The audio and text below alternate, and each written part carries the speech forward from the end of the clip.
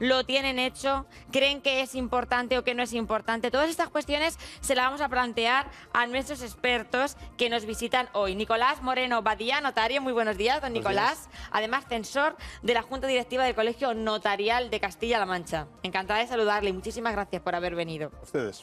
Alberto Esbiec, abogado, economista, ¿cómo estás? Nuestro amigo Alberto, que nos acompaña cada martes para responder a todas las dudas que ustedes tengan.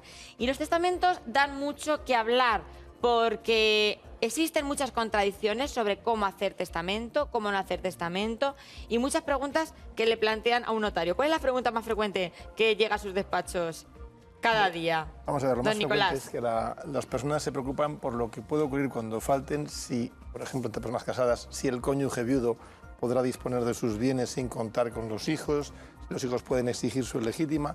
Es la preocupación principal. La legítima, que es un límite a la libertad de disponer típico de nuestro sistema.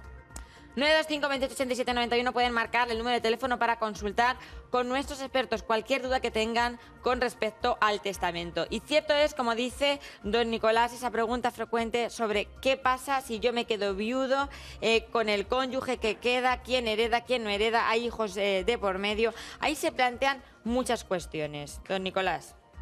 Efectivamente. El principal problema del testamento es decidir qué va a ocurrir cuando uno falte. Evidentemente no puede uno disponer qué va a pasar después, pero siempre está la opción, los bienes, los derechos, se pueden dejar tal como la ley los dispone o decidir qué quiere uno que ocurra con los familiares más próximos, con las propiedades que uno deja, y esa es la función del testamento. Tiene también otras funciones, no solamente es disponer de bienes. El testamento también vale, por ejemplo, para preocuparse por los hijos menores de edad, nombrarles un tutor, por ejemplo, decidir sobre la administración de los bienes, en caso, por ejemplo, de separación o divorcio. Es frecuente que los cónyuges divorciados no quieran que su excónyuge pueda manipular, pueda entrar a disponer, a decidir sobre bienes de los menores, aunque legalmente son los padres, el padre que queda, pero por esos bienes pues no se fía uno del excónyuge. Esa es la idea. Explicamos, Alberto, la figura del notario cuando hacemos testamento. Es ¿Cuáles son las fundamental, lo funciones? hemos mencionado muchísimo. Primero hay que recordar que el notario es un fedatario público, que da fe pública de lo que está sucediendo. Y la figura es fundamental en este tipo de... Aparte puede ser la persona que mejor puede aconsejar. Nosotros muchas veces nos vienen a preguntar, damos una serie de soluciones, pero siempre remitimos a los notarios, porque entendemos que conocen la ley, saben cómo efectuarlo, saben cómo ejecutarlo, e interpretan, porque fijaros que el tema es que uno tiene una idea, que aquí en el programa muchas veces ha salido. He decidido que no quiero dejarle solo a mi hijo, porque no sé qué. Claro, desheredar no se puede. ¿Cuándo se puede desheredar? Antes no se puede, después de firmar o después de fallecido. Hay que dejar previsto una serie de situaciones. Y otra pregunta que creo que don Nicolás nos puede explicar, que ahora está muy en boga.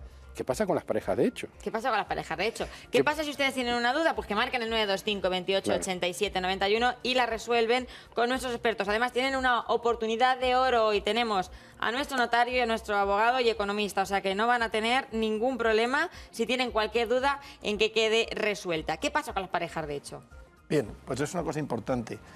Cuando existe matrimonio, cuando existe una relación de consanguinidad también, la ley establece un orden de sucesión, unos derechos. Una persona fallece, imaginemos una persona joven, tiene una propiedad, está pagando un préstamo hipotecario y de pronto fallece.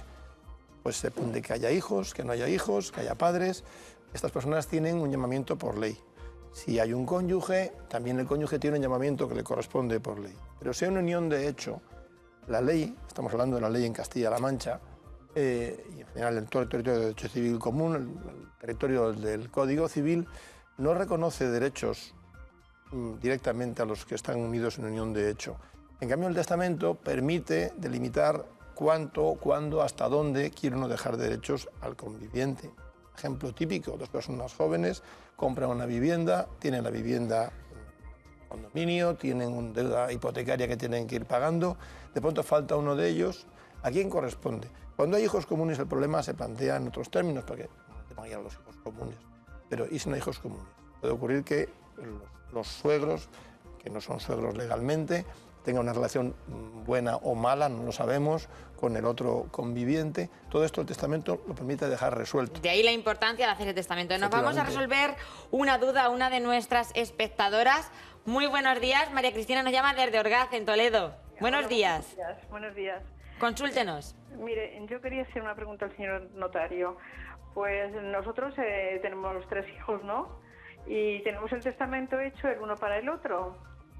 Si acaso... ¿Me está escuchando, no? Sí. Perfectamente. Vale. Si acaso a mi marido le pasa algo o me pasa a mí, yo tengo que pedir a mis hijos permiso para poder vender yo una finca si yo la necesito y estoy viuda, o mi marido, o lo podemos hacer sin contar con los hijos. Claro, esa es la pregunta que yo decía antes. Partimos de que en nuestro sistema jurídico hay un mecanismo de protección de los hijos y en su caso de los padres que se llama la legítima y que limita la libertad de disponer. Si usted fuese Navarra, en Navarra eso no existe, o si fuese usted ciudadana británica, eso no lo conocen. Pero aquí sí, porque se supone, la ley presume que los hijos necesitan una cierta protección y cuando no hay hijos los padres la necesitan, con lo cual el cónyuge viudo no tiene plena libertad de disponer. Es decir, ustedes supongo que han tenido una adquisición de unos bienes, una vivienda, unas tierras durante el matrimonio con dinero ganancial. Bien, eso en principio supone que los dos son partícipes de esa propiedad, pero no partícipes exclusivos. Durante el matrimonio comparten ustedes la propiedad y si hubiera que disponer de ella, requeriría la ley que los dos estuviesen conformes. Bien, ahora falta uno de los propietarios y el que queda tiene necesidad de disponer. Bueno, pues realmente, como el bien es común, parte le pertenece directamente al cónyuge, pero parte pertenece a la herencia del difunto. En esa herencia, el cónyuge viudo tiene también derecho, pero no es generalmente propietario, sino solamente usufructuario. Si ustedes tienen hecho un testamento de uno para el otro, esa fórmula lo que garantiza es que el cónyuge viudo va a poder disponer de un derecho de uso y de disfrute generalmente ilimitado sobre todos los bienes. Pero ojo, uso y disfrute. Puede usted vivir en la casa o puede usted alquilarla, puede usted llevar la tierra, recolectar la cosecha o puede darla en arriendo.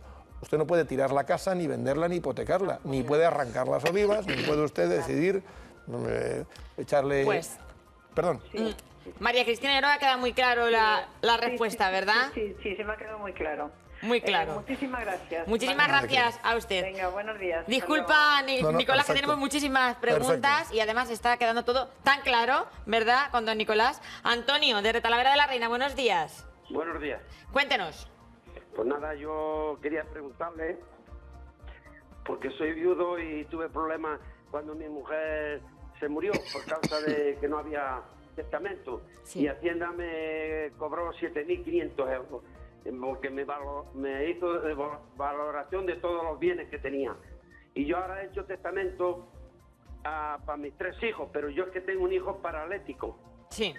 Y sus 2 hermanas tienen que ser ella tener algo para él o cómo. Vamos a ver, por partes. Una cosa importante, el testamento no obra el milagro de reducir el coste tributario. Es decir, no ahorra impuestos el testamento, ahorra papeleos, ahorra gastos. Si no hay testamento hay que proceder a una declaración de herederos más compleja, algo más costosa, más lenta también.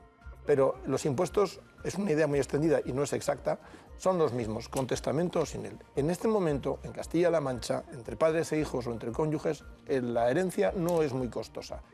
En este momento cambia el gobierno de Castilla-La Mancha, ignoro cuál va a ser la política del futuro gobierno, pero hoy por hoy no es muy costoso el impuesto de sucesiones. Más coste tiene, por ejemplo, el impuesto municipal del incremento de valor de terrenos en naturaleza urbana, la plusvalía municipal. Pero en fin, por no irnos del tema. La asistencia de testamento garantiza una facilidad mayor en orden al papeleo. No garantiza ahorrar los impuestos. Los impuestos están en función de la proximidad del parentesco, de la cuantía de la herencia y del patrimonio que antes de heredar, que tenga el heredero. En el caso suyo, probablemente la sucesión fue antes del año 2008 y entonces había unos costes tributarios más altos. Hoy por hoy sería menos dinero. Pero, en todo caso, lo que es mucho más sencillo es dejar dispuesto en la herencia cómo se quiere ordenar. Teniendo como tiene usted un hijo con una minusvalía, la ley actualmente permite que deje usted a ese hijo heredero de todo. Lo único que si su hijo fallece después sin descendencia, hay una sustitución que iría a beneficiar a las hermanas, como usted me dice. Pero ante todo, usted puede proteger al 100% a su hijo que tiene esa minusvalía. Mediante un testamento, evidentemente. Amigo Antonio. Sí, muchas gracias. ¿Le ha quedado claro a usted? Sí, le ha quedado claro. Pues muchísimas... Pero yo lo que quería es que si las hermanas se hacen cargo de él, ¿cómo se podrían hacer cargo de él si yo fallezco? Bien, bueno, hay una fórmula. Usted puede designar a una hermana, a la otra o a las dos tutoras.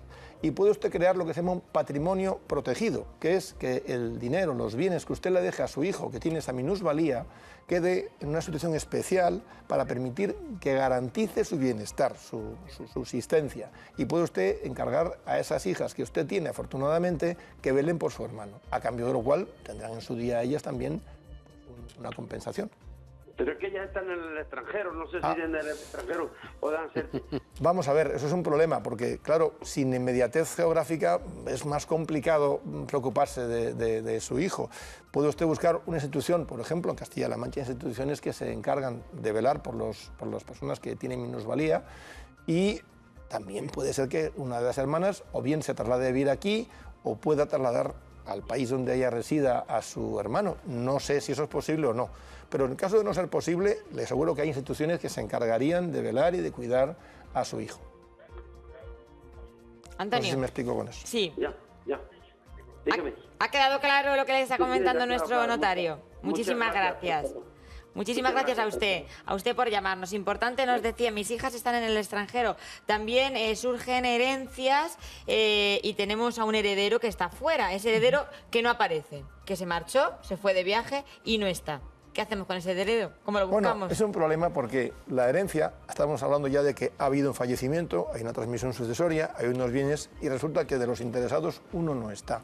Sí hay un problema porque el principio en las herencias, como en todo supuesto de comunidad, es que para disponer de la herencia, para repartirla, se necesita acuerdo unánime de todos los interesados. Si uno no está, pues hay dos alternativas.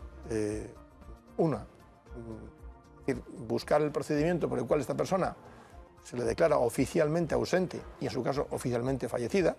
Eso es cuando no se puede encontrar de ninguna manera.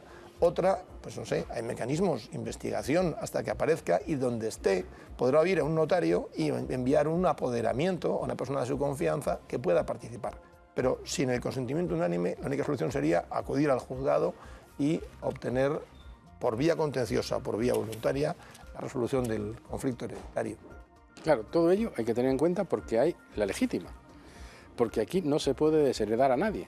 Es decir, el que está desaparecido tiene el mismo derecho, esté o no esté. Que no haya aparecido durante toda la vida de los padres. Esa es la clave. No, la legislación, como dice el notario, no se puede desheredar a nadie. Bueno, se excepto puede, por causas específicas claro, de la legislación. hay causas tasadas. Pero son muy duras, vamos. Sí, son muy restrictivas. Recientemente ha habido una sentencia, luego confirmada por el Tribunal Supremo, en la que se entiende que hay maltrato cuando este es solamente maltrato psicológico. Eso tiene mucha importancia porque también es una consulta muy típica. Mi hijo no me mira, mi hijo no me visita, ha tenido un nieto y no lo conozco. Claro. Bien, pues solamente eso no basta. Pero si se demuestra que eso obedece a una acción dedicada a hacer daño psicológico, ahí sí se puede considerar que hay causa de desheredación. Don Nicolás, hay muchísimo que hablar de testamentos. Mucho. Alberto Esbié, muchísimas gracias. Muchísimas preguntas que se nos quedan en el aire, por eso yo desde aquí les invito a que nos acompañen otra mañana. Aquí en Castilla-La Mancha, en el corazón. La última semana de renta, no nos Además, olvidemos. y recordaremos, la última semana de renta se acaba ya, así es que presenten la renta antes del 30 de junio. Que no se le olviden esas fechas. Nosotros nos marchamos, mañana volveremos con más temas en Castilla-La Mancha, en el corazón. Agradecidísima, don Nicolás, Alberto Esbié, por estar con nosotros. Hasta mañana, pasen una feliz tarde.